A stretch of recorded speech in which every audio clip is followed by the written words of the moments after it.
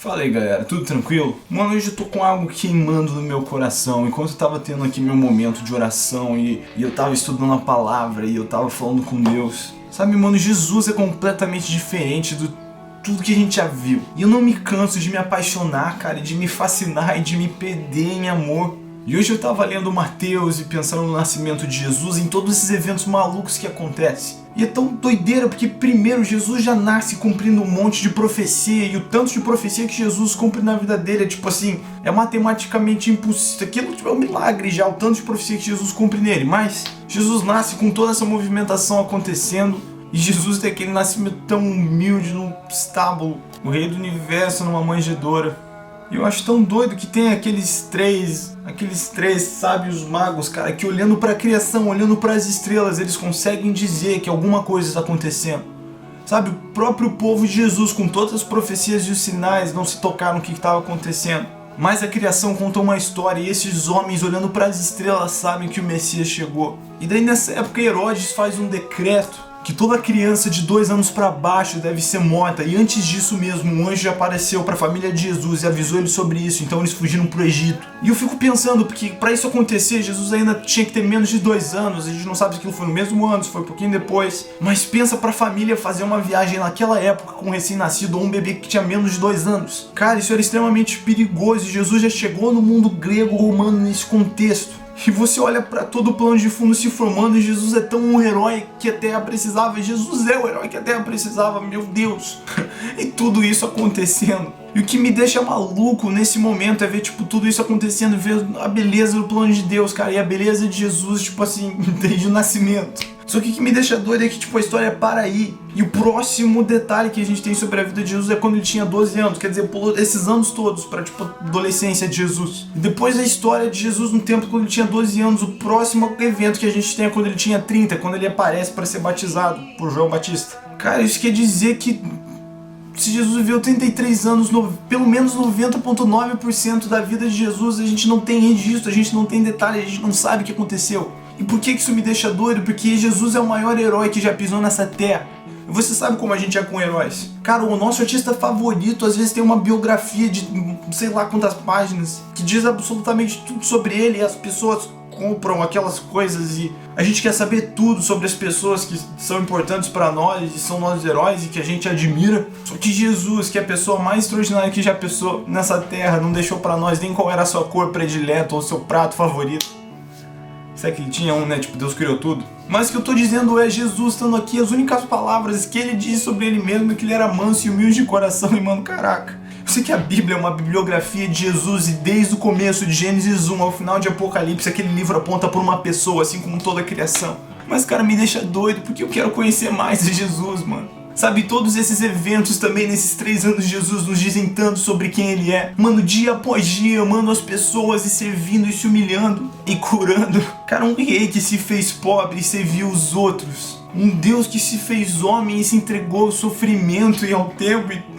Jesus estava lá sarando os doentes, curando os feridos, restaurando os cansados, e Jesus morreu no meio dos bandidos. E eu penso, eu não tenho 30 anos ainda. O tanto de história que eu tenho até hoje, o tanto de encontro que eu já tive com Deus, o tanto de coisa que já foi pros meus caderninhos. Cara, eu penso nos caderninhos de Jesus, que tipo de vida com Deus Jesus viveu nessa terra. Cara, se com 12 anos ele conseguia discutir com os mestres do templo, que viviam de estudar. Mano, como assim? Jesus ainda se escondeu dos 12 aos 30 antes de fazer qualquer coisa respeitando a cultura da época e tal. Mas cara, o meu ponto é, Jesus é completamente apaixonante. E Jesus é tão humilde, tão diferente de tudo que a gente já viu, que o tempo que ele teve nessa terra não foi chamando atenção para ele mesmo, apesar dele ser o caminho, a verdade, a vida. E o que ele deixou para nós, da identidade dele, é tão extraordinário e são verdadeiras lições para a gente amar e servir ao próximo e buscar o reino de Deus. E buscar agradar o Pai antes de qualquer coisa. Não existe ninguém tão extraordinário como Jesus, tão humilde, tão manso, tão lindo. E muitas vezes a gente consegue passar dias sem se perguntar sobre quem ele é, sabe, sem querer ir mais fundo, se contentando com tão pouco que a gente sabe sobre esse homem. Cara, eu não sei vocês, mas eu quero gastar a minha vida para conhecer esse Jesus e fazer ele conhecido em todo canto dessa terra.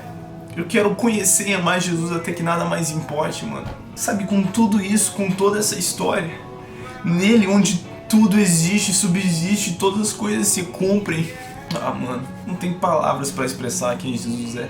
E ainda assim ele ama a gente desse jeito, ele abriu um caminho dessa maneira. Sabe, naquele dia, Jesus, que era Deus e veio pra terra pra acabar com a morte, livrar a gente do pecado. Sabe, ele experimentou tudo que tinha de errado com a humanidade, porque tudo aquilo atacou ele naquele dia. E ainda assim ele levou todo o pecado sobre si pra que a gente pudesse ser livre. Nós, esse bando de ladrões, assassinos e todo tipo de pecador, por amor a nós ele veio e se entregou. Sabe, eu acho que algo muito interessante acontece naquele julgamento para soltar um prisioneiro, onde eles apresentam Jesus e Barrabás. De um lado você tem um homem, um assassino, um criminoso que provocou tantas rebeliões e fez tanta coisa de errado. Do outro lado você tem um homem inocente que não fez nada senão amar, curar e servir o seu povo. E o povo determina naquele dia que aquele assassino vai sair livre e aquele inocente vai ser condenado. E sabe, eu sou Barrabás, cara. Nós somos o prisioneiro que saiu livre naquele dia. E sabe, Barrabás podia ter saído dali sem nunca se perguntar o que aconteceu, ou sem nunca parar pra pensar no fato que Jesus tomou o lugar dele. Não só naquele julgamento, mas na sentença de morte, de pecado, o que Jesus fez foi isso.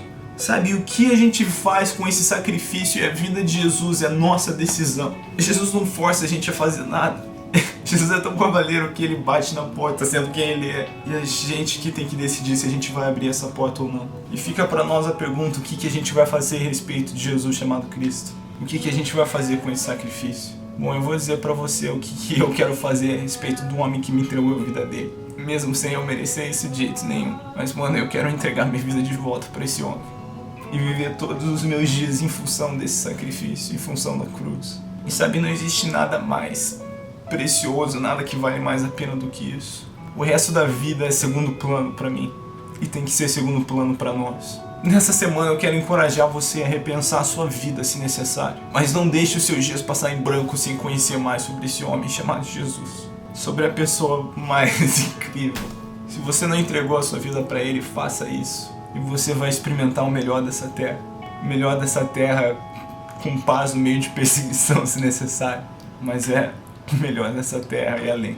Então, Deus abençoe a todos. Eu espero que esse fogo no meu coração tenha mexido com você.